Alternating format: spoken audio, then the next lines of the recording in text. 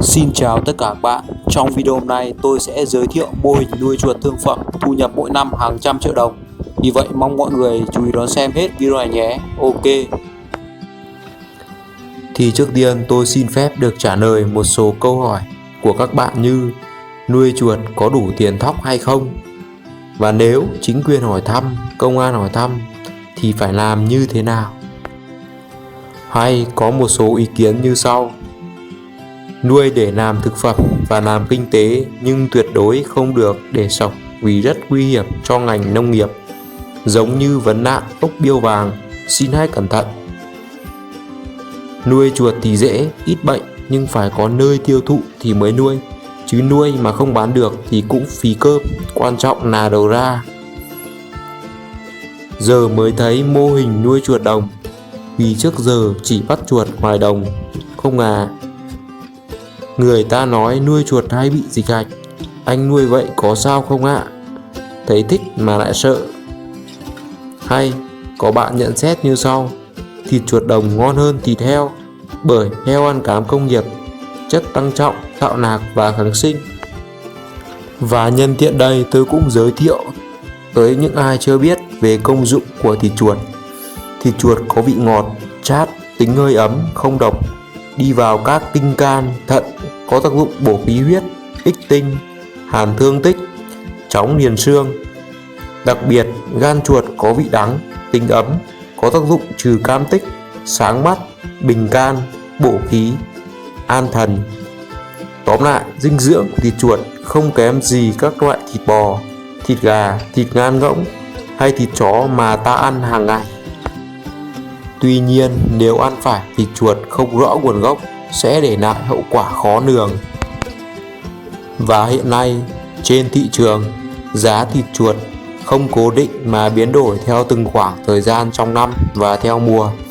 Có những lúc thịt chuột chỉ khoảng 70 đến 80 nghìn đồng 1 kg, nhưng có những lúc có thể lên đến hàng trăm nghìn đồng 1 kg, thậm chí nên có thể lên đến 200 nghìn đồng 1 kg vào những thời điểm khan hiếm.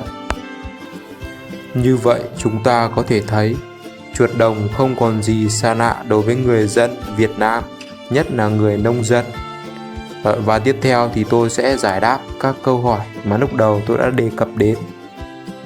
Đó, nếu chính quyền hỏi thăm, công an hỏi thăm thì phải làm như thế nào? Thì lúc tôi nuôi chuột, đến giờ chưa khi nào chính quyền đến nhà hỏi thăm, vì quy mô tôi nuôi chỉ là hộ gia đình nhỏ lẻ chứ không phải quy mô trang trại. Thứ hai, nuôi chuột có xổng chuồng được hay không? Thì tôi xin trả lời là không, bởi vì ta xây tường gạch cao, che chắn cẩn thận, và chuột nuôi trong nhà thì không thể nào nhảy cao như chuột nuôi ngoài đồng được. Nuôi trong nhà thuần chủng, chuột hiền lành, không như chuột ở ngoài đồng hoang dã. Và tiếp theo là câu hỏi của một bạn về nơi tiêu thụ của chuột. Nuôi chuột thì bán cho ai, bán như thế nào? Thì tôi xin phép được trả lời như sau. Bạn phải đi tìm hiểu những quán ăn, nhà hàng xung quanh địa bàn dân cư nơi ở của mình. Khu vực đông dân cư thì mới nên nuôi chuột, không nên nuôi ở những nơi xa xôi hẻo lánh, không có đầu ra thì sẽ rất nguy hiểm. Và như tôi đã đề cập trước đó, giá cả chuột không cố định mà biến đổi theo từng khoảng thời gian trong năm. Có lúc thì dưới 100.000 1 kg, nhưng có lúc có thể lên tới 200.000 1 kg. Và tiếp theo là một câu hỏi như sau: người ta nói nuôi chuột hay bị dịch hạch, anh nuôi vậy có sao không ạ?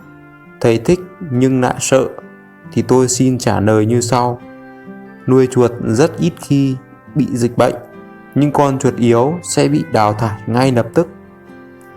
Do vậy bạn hãy yên tâm khi nuôi chuột, không có dịch bệnh gì cả.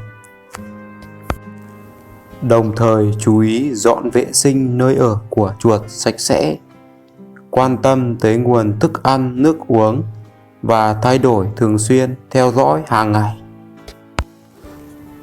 Và nối tiếp sau đây là một số câu hỏi của các bạn có gửi tới.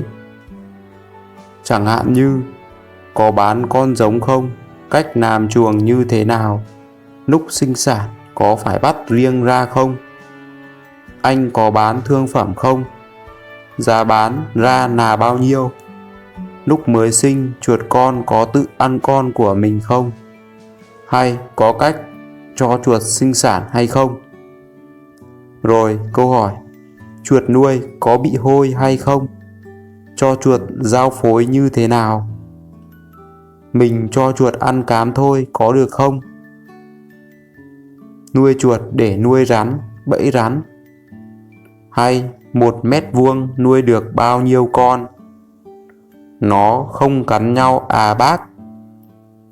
Chuột có ra được ngoài không?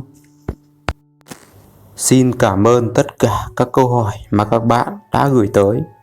Thì bây giờ tôi sẽ bắt đầu trả lời từng câu hỏi như sau. Thứ nhất, có bán con giống không? Thì vấn đề con giống thì rất là đơn giản. Các bạn có thể ra ngoài đồng bẫy chuột, đào chuột, con về nuôi, thuần hóa. Thì lúc trước tôi cũng làm như vậy. Tôi bắt chuột con về nuôi và thuần hóa vài tháng, rồi cho chúng sinh sản, sẽ thành chuột rống cho những lứa sau.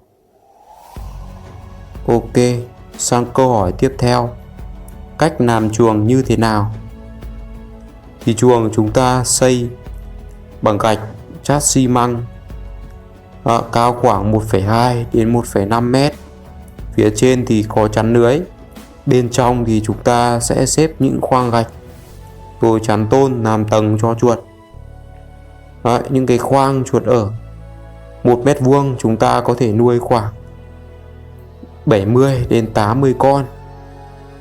Đấy, các bạn cứ chia ra từng khoang gạch một cách nhau 20 đến 30 cm làm nối đi cho chuột.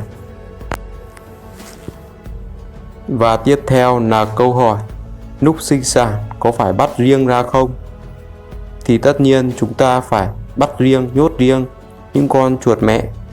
Nếu không nhốt riêng ra thì chúng sẽ cắn chết hết con của nhau. Rồi, tiếp theo, có cách cho sinh sản không? Thì muốn cho sinh sản, bạn cần phải nhốt chuột cái và chuột đực chung với nhau theo một tỷ lệ 3 đực và 7 cái. Các bạn cứ chia như vậy.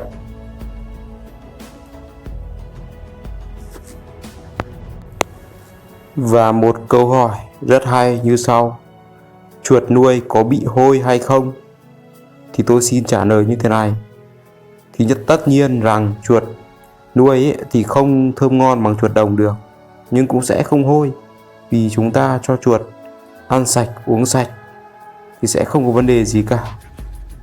Không ăn cám công nghiệp, chỉ ăn thóc, lúa, ốc, cua, cá và cám gạo đơn thuần. Các bạn cứ yên tâm, chuột nuôi vẫn thơm ngon như bình thường. Và nếu bạn muốn nuôi chuột để bẫy rắn hay để nuôi rắn thì bạn có thể ra ngoài đồng đào chuột con như tôi đã đề cập, đào chuột con về nuôi, hoặc là bắt chuột cái để cho nó đẻ, rồi thuần hóa vài lứa là bạn sẽ có chuột giống cho những lứa tiếp theo. Và câu hỏi cuối cùng, có một bạn hỏi như sau: nó không cắn nhau à bác? Thì tôi xin trả lời như thế này. Thì tất nhiên việc chuột cắn nhau là không thể tránh khỏi. Tuy nhiên sẽ không ảnh hưởng đến quá trình sinh sống của chuột. Chúng vẫn sinh trưởng và phát triển bình thường trong môi trường được cung cấp thức ăn và nước uống đầy đủ. Các bạn yên tâm nhé. Hy vọng những thông tin vừa rồi tôi đã chia sẻ sẽ có ích cho các bạn. Và nếu thấy video này có ích thì hãy nhớ like, chia sẻ và nhấn nút đăng ký kênh phía dưới để nhận được những video mới nhất nhé. Xin chào và hẹn gặp lại các bạn trong những video tiếp theo. Tạm biệt.